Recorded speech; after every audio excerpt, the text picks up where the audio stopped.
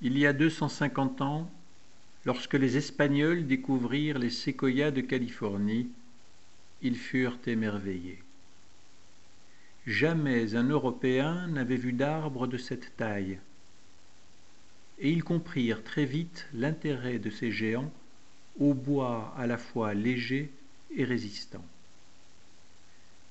Mais c'est plus de 50 ans plus tard que l'abattage des séquoias commença vraiment à s'accélérer, au moment où de grandes masses d'immigrants arrivèrent en Californie, attirés par l'espoir d'y trouver de l'or.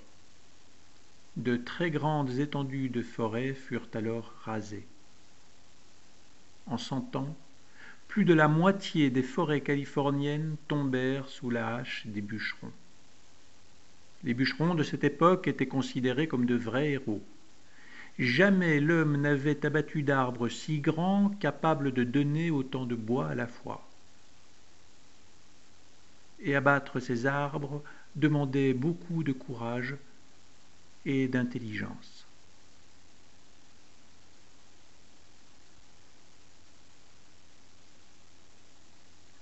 L'abattage était très dangereux et les bûcherons, pour gagner leur vie, devaient prendre des risques énormes.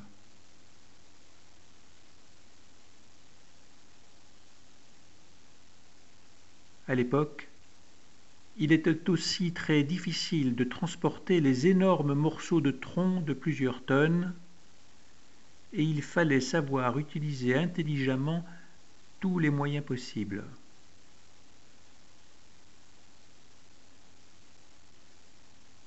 Mais en même temps, ces héros bûcherons nous ont laissé des paysages dont les blessures mettront des siècles à se cicatriser.